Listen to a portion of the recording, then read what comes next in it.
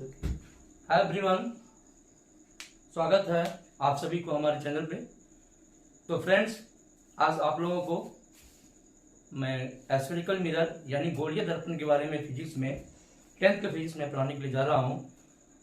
तो फ्रेंड्स, बिल्कुल ध्यान से देखेंगे, आप समझेंगे, क्योंकि मैं बताने वाला हूँ आप लोगों को, मैं समझाने वाला हूँ बहुत बेहतरीन तरीके से, बहुत अच्छे तरीके से मैं बताने वाला हूँ फ्रेंड्स। तो इसीलिए प्लीज़ आप वीडियो स्किप नहीं करेंगे, वीडियो छोड़ के नहीं जाएंगे, बिल्कुल आप अंत तक हमारे साथ बने रहेंगे। और मैं एक एक चीज को यानी कि एस्फेरिकल मिरर के बारे में एक एक चीज को मैं बहुत बारीकी से मैं आप लोगों को बताते हुए चलूंगा। और जहां भी प्रॉब्लम होगा तो आप हमें कमेंट करके जरूर बताएंगे फ्रेंड्स। और हाँ, एक और आप लोगों से गुजारिश है कि अंत में जब आप खत्म हो जाएगा, जब आप सारे कुछ को समझ जाएंगे, तो वीडियो को लाइक और सब्सक्राइब करना दोस्तों नहीं भूलेंगे। तो चलिए स्टार्ट करते हैं। तो फ्रेंड्स, सबसे पहले कि गोलीय दर्पण क्या है, एस्फेरिकल मिरर क्या होता है, पहले इस चीज को हम लोग समझेंगे। तो फ्रेंड्स, जब किसी एक गोले के भाग में से कुछ भाग को हम लोग क्या करते हैं, काट के निकाल लेते हैं और उसके एक साइड को हम लोग पॉलिश कर देते हैं किसी चीज से, जैसे कि चांदी के लेप लगा देते हैं। तो एक साइड जो होता है वो क्या होता है, परावर्तक सतह बन जाता है, और दूसरे साइड में लेप लगाने से वो क्या होता है, उधर बंद हो जाता है। तो एक दूसरा साइड जिधर लेप नहीं लगाते हैं वो साइड जो है परावर्तक सतह हो जाता है। तो एक गोलीय दर्पण का निर्माण हो जाता है। तो ठीक उसी तरह से जब हम उसके सामने यानी गोलीय दर्पण के सामने वस्तु को रखते हैं तो वस्तु का प्रतिबिंब बनता है। तो इसी के बारे में आज हम लोग दोस्तों डिटेल स्टार्ट करेंगे। तो सबसे पहले मान के चले एक गोला है, एक गोला है। इस गोले में से क्या करते हैं, एक हम भाग को काट के निकाल लेते हैं। ये मान के चलो ए बी डी ई एक गोला है, ठीक है। और इस गोले को हम क्या करते हैं, काट के निकाल लेते हैं। इस गोले का एक सेंटर होता है जिसको हम लोग सी बोल सकते हैं, सी कर सकते हैं, यानी गोला का सेंटर सी है। तो चलो, अगर इस गोले को कि जो भाग को हम काटे उसको एक साइड क्या करेंगे, पॉलिश कर देते हैं, तो ये गोलीय दर्पण बन जाता है दोस्तों, ठीक है। चलो, तो इसको हम क्या किए, एक भाग को हम लोग यहाँ से काट के निकाल के यहाँ पर लिखते हैं इसको एज ये ए बी एक पार्ट है इसका, ए बी डी गोले का, ए बी डी गोले का एक पार्ट है जिसको हम लोग गोलीय दर्पण बना लिए, ठीक है। और इस गोले का सेंटर क्या था, ये सी था, तो सी को यहाँ पे हम लोग लिखेंगे। चलिए इतना है। अब हम लोग डिफिनेशन लिखेंगे। सबसे पहले लिखेंगे गोलीय दर्पण, ये बेटा रेड देना, रेड, गोलीय दर्पण हेडलाइन लिख लेते हैं। क्या लिखते हैं हम लोग, गोलीय दर्पण, गोलीय दर्पण। और गोलीय दर्पण को हम लोग इंग्लिश में क्या बोलेंगे, एस्फेरिकल मिरर। क्या बोलते हैं दोस्तों, एस्फेरिकल मिरर, एस्फेरिकल मिरर कहते हैं। बहुत ही मजा आएगा, बहुत ही अच्छे तरीके से मैं बताऊंगा आपको एक एक चीज करके। शायद बहुत सारे टीचर तो शॉर्ट में लेके निकल जाते हैं, लेकिन मैं प्रेम से बिल्कुल नए तरीके से बिल्कुल आप लोगों को बताने की कोशिश करूंगा। तो आप ध्यान से देखेंगे, वीडियो को स्किप नहीं करके जाएंगे। तो सबसे पहले गोलीय दर्पण का डिफिनेशन हम लोग लिख लेते हैं, जो मैंने अभी बताया फिगर में, उसका डिफिनेशन लिख लेते हैं। तो गोलीय दर्पण, यदि दर्पण, डिफिनेशन क्या लिख सकते हैं, यदि दर्पण की परावर्तक सतह, अच्छा परावर्तक सतह को हम लोग इंग्लिश में क्या बोलेंगे, रिफ्लेक्टिंग सरफेस। क्या बोलेंगे, रिफ्लेक्टिंग सरफेस, सरफेस, सरफेस में सतह होता है, आप लोग जानते होंगे शायद कि यदि दर्पण की परावर्तक सतह, रिफ्लेक्टिंग सरफेस, यदि दर्पण की परावर्तक सतह रिफ्लेक्टिंग सरफेस किसी किसी गोले का एक भाग, तो चल ही नहीं रहा, गोले का एक भाग हो तो वैसे दर्पण को गोलीय दर्पण कहा जाता है। गोलीय दर्पण यानी एस्फेरिकल मिरर कहा जाता है दोस्तों, एस्फेरिकल मिरर कहा जाता है। ओके, अरे हमने क्या देखा कि किसी गोले ABDE गोला है, उसका एक भाग AB है, हाँ, और AB का एक साइड क्या है, परावर्तक सतह है, और दूसरे साइड लेप किया हुआ है, ठीक है ना। तो इस तरह से हम लोग इस चीज को देखेंगे। क्या देखें हम लोग, इसमें डिफिनेशन हो गया। अब लिखेंगे AB एक गोला का भाग है, अच्छा सी को क्या बोलेंगे, सी को बोलेंगे गोला का केंद्र यानी सेंटर ऑफ कर्वेचर। सी को क्या बोलेंगे, हाँ, गोले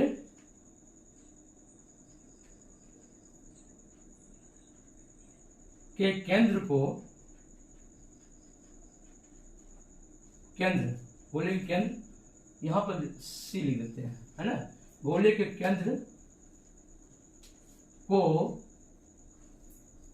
केंद्र को वक्रता केंद्र बोला जाता है। क्या बोला जाता है, वक्रता केंद्र, जिसको सी से भी, गोले के सी है और इसे क्या बोला जाता है, वक्रता केंद्र कहा जाता है। वक्रता केंद्र कहा जाता है, जिसे हम लोग सी से डिनोट करते हैं, जिसे सी से डिनोट किया जाता है,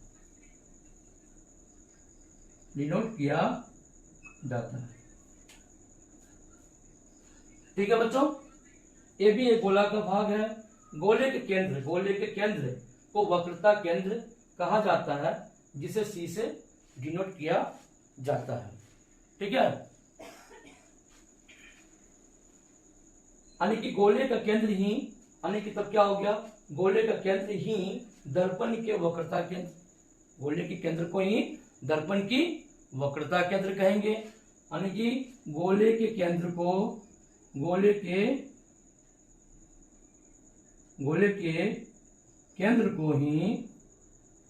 ही दर्पण की, क्योंकि दर्पण देखो, दर्पण तो इसी गोले के एक भाग है ना, इसी गोले में से काटे हैं ना, काट के निकाले हैं ना, तो दर्पण का जो केंद्र होगा वो भी सी होगा, और सी को हम लोग बोलते हैं वक्रता केंद्र बोलते हैं। किसका बोलेंगे तब, दर्पण की वक्रता केंद्र। गोले के केंद्र को ही दर्पण की वक्रता केंद्र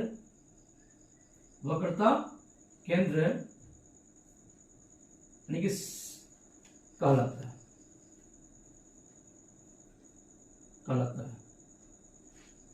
बात समझ गए। अब है दर्पण का ध्रुव क्या होता है, आप समझ गए। वक्रता केंद्र के बारे में समझ गए, सेंटर ऑफ कर्वेचर, वक्रता केंद्र के बारे में समझ गए। अब है दर्पण के ध्रुव को कहां पे डिनोट करते हैं, यानी दर्पण के मध्य बिंदु को, यानी दर्पण का एक बीच वाला पॉइंट, मध्य बिंदु को ही दर्पण का ध्रुव कहलाता है। दर्पण का ध्रुव यानी ए भी दर्पण है, और इसके बीच वाले पॉइंट को ही क्या बोलते हैं, ये हम लोग इसके ध्रुव करते हैं, और इसको पी से डिनोट किया जाता है। तो दर्पण के मध्य बिंदु P को दर्पण का ध्रुव कहा जाता है। इसे P लिखा जाता है, P पी से डिनोट कर पी लिखा जाता है, पी लिखा जाता है। चलो दर्पण का वक्रता केंद्र समझ गए और दर्पण का ध्रुव को हम लोग समझ गए। अब क्या समझेंगे हम लोग? अब समझेंगे कोई दर्पण, दर्पण दो तरह का होता है, ये हम लोग जानते हैं। दर्पण कितने तरह का होता है? गोलीय दर्पण, गोलीय दर्पण, स्फेरिकल मिरर कितने तरह के होते हैं? दो तरह के। एक होता है अवतल दर्पण, जिसको इंग्लिश में बोलते हैं हम लोग कॉनकेव मिरर, कॉनकेव मिरर। दूसरा होता है उत्तल दर्पण, दूसरा होता है उत्तल दर्पण, जिसको कॉन्वेक्स मिरर कहते हैं। दो तरह के गोलीय दर्पण, spherical mirror, two types of spherical mirror, one is concave mirror and other is convex mirror, जिसको हिंदी में हम लोग उत्तल दर्पण कहते हैं। तो अब हम कैसे पहचानेंगे कि ये अवतल दर्पण, कौन सा अवतल दर्पण है और कौन सा उत्तल दर्पण है, कैसे पहचानेंगे? तो पहचानने का तरीका है, जब किसी दर्पण का परावर्तक सतह वक्रता केंद्र की ओर हो। देखो ये परावर्तक सतह, इधर तो पॉलिश किया हुआ इस साइड, और इधर क्या है? इधर पॉलिश किया हुआ, इधर क्या है? परावर्तक सतह है। ये वाला आगे वाला भाग जो धसा हुआ पार्ट है, ये देखिए दोस्तों, ये ऐसा है, ये धसा हुआ पार्ट है, गुफा है। गुफा मतलब केव, याद रखना, केव से गुफा, केव है तो कॉनकेव, कॉनकेव मीन्स अवतल, ठीक है। धसे हुए पार्ट जब परावर्तक सतह हो, हाँ, तब उस दर्पण को क्या बोलेंगे हम लोग? अवतल दर्पण, कॉनकेव, केव मतलब गुफा होता है, याद रखना। और इस तरह का जब दर्पण हो जिसका सरफेस, रिफ्रैक्टिंग सरफेस क्या हो, दर्पण के वक्रता केंद्र के विपरीत हो, तो वैसे दर्पण को कॉन्वेक्स, उत्तल दर्पण कहते हैं। बात समझ लिए? ठीक है, चलो तो लिखेंगे, जब किसी दर्पण के परावर्तक सतह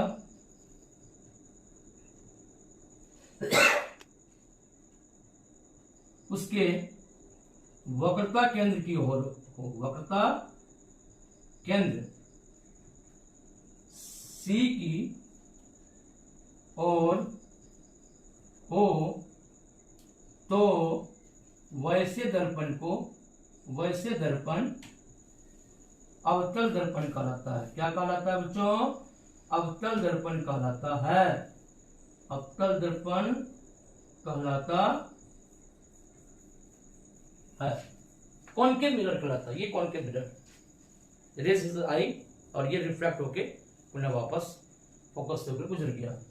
तो ये है, यानी ये देखो, ये पी हो गया, ये ध्रुव हो गया, ये प्रधान अक्ष हो गया, हाँ, इसको हम लोग मुख्य अक्ष भी बोलते हैं। बारी बारी से समझते हैं सबको।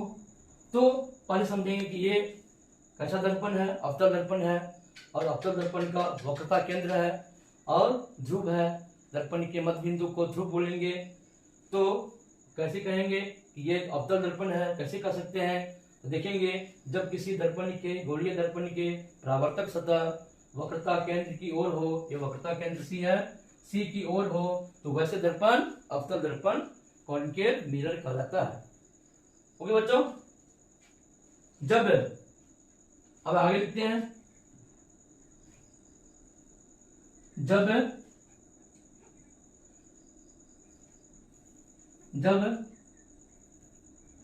दर्पण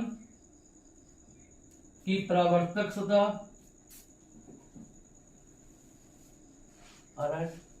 परावर्तक सतह वक्रता केंद्र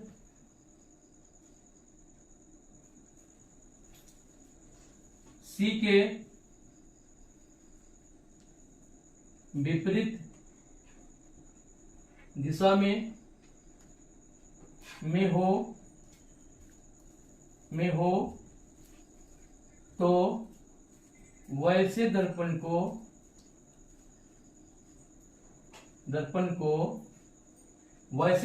को क्या कहेंगे?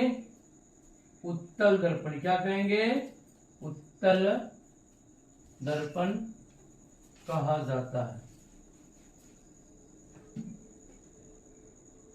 ये देखो दोस्तों, ये जो अवतल हो गया, उत्तल दर्पण क्या होगा, ये देखो, ये जिधर गुफा है अंदर दर्शा हुआ उधर पॉलिश कर देंगे, तो ये उठा हुआ भाग, उभरा हुआ भाग इसका परावर्तक सतह हो जाएगा। उभरा हुआ भाग क्या हो जाएगा, परावर्तक सतह हो जाएगा।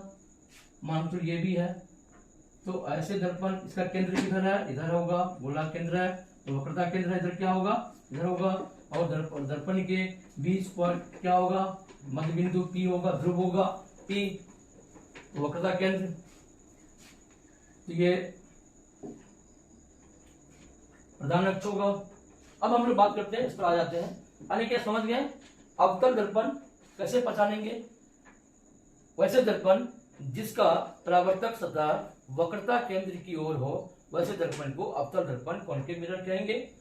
और दूसरी तरफ दोस्तों, वैसे दर्पण जिसका परावर्तक सतह वक्रता केंद्र C के विपरीत दिशा में हो, तो वैसे दर्पण को उत्तल दर्पण मानेंगे या कहेंगे। फिगर में बता दिया।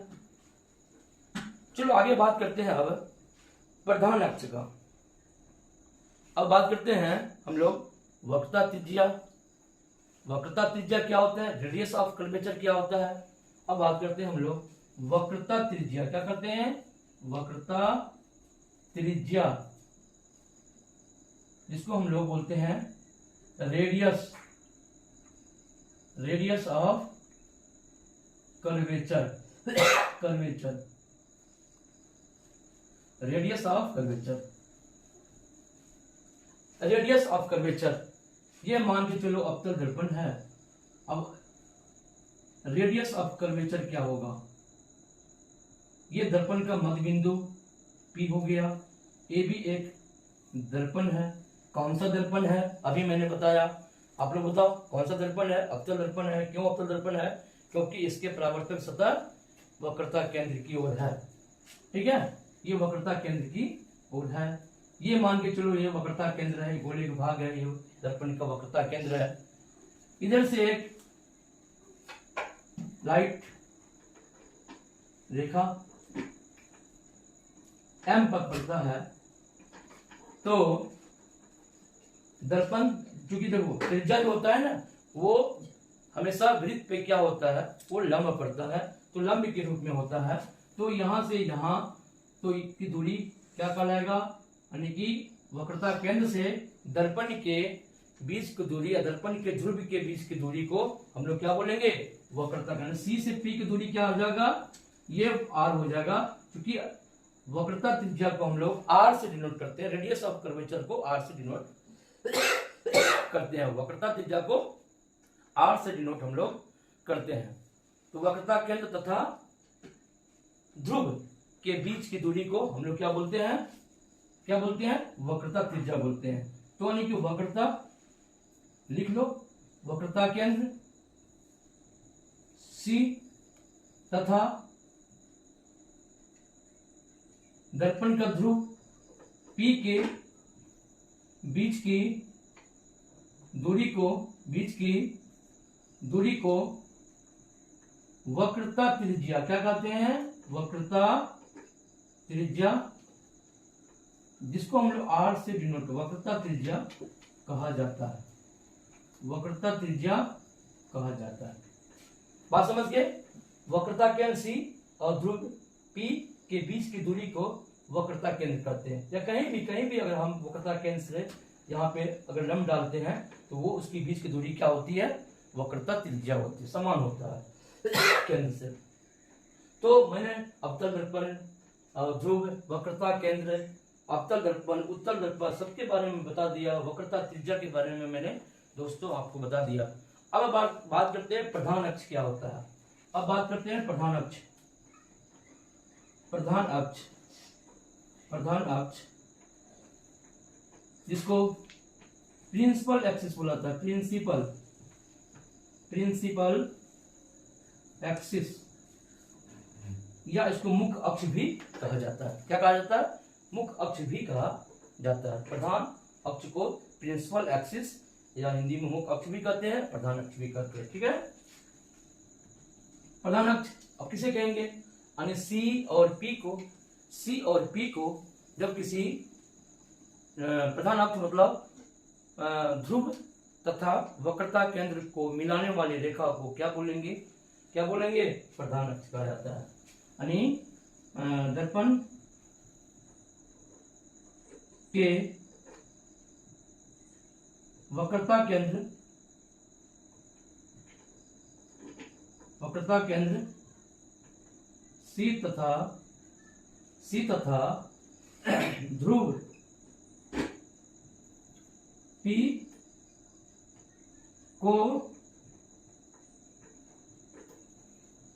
मिलाने वाली रेखा को प्रधान अक्ष कहा जाता है। प्रधान अक्ष या इसे मुख्य अक्ष भी कहा जाता है, मुख्य अक्ष भी कहा जाता है।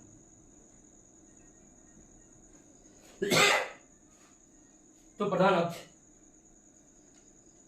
वक्रता केंद्र तथा ध्रुव पी को मिलाने वाली रेखा जो होता है दोस्तों, उसे प्रधान अक्ष या मुख्य अक्ष और इंग्लिश में उसे प्रिंसिपल एक्सिस के नाम से जाना जाता है। ठीक है, तो फिगर बना लीजिए ना, फिगर में क्या दिक्कत है, बना लीजिए। ये अवतल दर्पण है, इधर नहीं आएगा। ये देखो, ये क्या अवतल दर्पण है, तो अवतल दर्पण बना लेंगे और इसको P मान लो। तो P को मिलाने वाली, C और P को मिलाने वाली रेखा क्या कहलाती है, प्रिंसिपल एक्सिस। क्या कहलाएगा, प्रिंसिपल एक्सिस कहलाएगा। ठीक है बच्चों, ये उत्तल दर्पण है, ये देखिए ये क्या है, C है और C और P को मिलाने वाली रेखा प्रिंसिपल एक्सिस है। अब बात करते हैं मुख्य फोकस की, इधर आ रहे हैं, मुख्य फोकस की बात करते हैं। मुख्य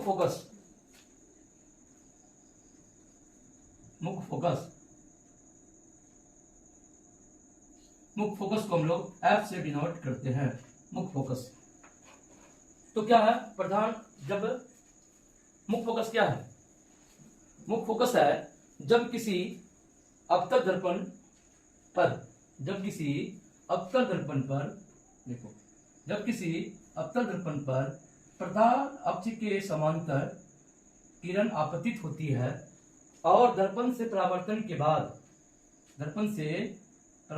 के बाद प्रधान अक्ष के किसी एक बिंदु F से गुजरती है तो उसे मुख्य फोकस कहा जाता है। तो मैंने क्या बताया, ये देखो ये वक्रता केंद्र है और किसी प्रधान अक्ष के समांतर, प्रधान अक्ष कौन हो गया, C और P को मिलाने वाली रेखा को प्रिंसिपल एक्सिस बोलेंगे और इसके समांतर एक किरण आ रही है। एक किरण किस पे आई, अवतल दर्पण से टकराई और टकराने के बाद प्रधान अक्ष के किसी विशेष बिंदु से होकर गुजरती है। तो प्रधान अक्ष के किसी विशेष बिंदु से गुजरती है तो वो बिंदु क्या कहलाता है, मुख्य फोकस F कहलाता है। F एक बिंदु है जिसे मुख्य फोकस होता है और मुख्य फोकस से होकर गुजरती है। इसी F को हम लोग क्या बोलेंगे, मुख्य फोकस बोलेंगे। यानी जब किसी अवतल दर्पण के प्रधान अक्ष के समांतर किरणें आपतित होती हैं तथा दर्पण से परावर्तन के बाद प्रधान अक्ष के एक विशेष बिंदु F से गुजरती है तो F को मुख्य फोकस कहा जाता है। एफ क्या हो गया? मुख्य फोकस। ये क्या हो जाएगा? इसको क्या बोलेंगे? मुख्य फोकस, प्रिंसिपल फोकस, मुख्य फोकस, मुख्य फोकस कहा जाता है। समझ गए? दर्पण का मुख्य फोकस क्या होता है? एक प्रधान अक्ष है, सी और पी को मिलाने वाली रेखा को प्रधान अक्ष बोलते हैं, प्रिंसिपल एक्सिस। प्रिंसिपल एक्सिस के समांतर ये दर्पण है और इसके समांतर किरणें आती है, आपतित होती है, यानी कि दर्पण से टकराती है और टकराने के बाद प्रधान अक्ष के किसी खास बिंदु से वो गुजरती है, तो उस बिंदु को मुख्य फोकस कहा जाता है। समझ गए बच्चों? अच्छा, अब दर्पण में तो, अवतल दर्पण में तो गुजरती है, और उत्तर दर्पण में क्या हो गया? गुजरता हुआ प्रतीत होता है। तो गुजरता हुआ प्रतीत होता है, तो उसे भी उत्तर दर्पण का मुख्य फोकस कहेंगे। कैसे? ये देखो, ये तो उत्तर दर्पण का मैं डायग्राम बना देता हूं। उत्तर दर्पण कॉन्वेक्स मिरर, उत्तर दर्पण का ये है उत्तर दर्पण, ये है कॉन्वेक्स मिरर बच्चों। और ये क्या है? आपका प्रधान अक्ष है, यहाँ पे P हो गया, और ये मान के चलो C है, और यहाँ से क्या होता है? एक किरणें आती है, और किरणें जब आती है तो बैक साइड है, तो इसलिए डॉट डॉट लाइन होगा। ये मान के चलो C है। तो देखो, ये तो परावर्तक सतह है, ये किरण यहाँ से आपतित किरण है और टकरा के क्या हो गया? वापस फिर बैक हो गया, और ये मुख्य फोकस यहाँ आके पीछे करते हैं इस लाइन को, तो यहाँ पे कटता हुआ नजर आता है, और यानी कि ये किरण मुख्य फोकस से निकलता हुआ प्रतीत होता है। तो इसी को हम लोग उत्तर दर्पण का मुख्य फोकस कहते हैं। ये भी प्रधान अक्ष पे कहीं कटता हुआ प्रतीत होता है, कन्वर्स होता हुआ प्रतीत होता है, तो इसी को हम लोग कन्वेक्स मिरर का मुख्य फोकस कहा जाता है। अच्छा बच्चों, तो फोकस कहा जाता है, तो फोकस दूरी क्या होगा? फोकस दूरी होगा मुख्य फोकस और P के बीच की दूरी को हम लोग क्या बोलेंगे? फोकस दूरी बोलेंगे। क्या बोलेंगे? फोकस दूरी। फोकस दूरी को बोलते हैं फोकल लेंथ। क्या बोलेंगे? लेंथ। फोकस दूरी को हम क्या बोलते हैं? Focal length.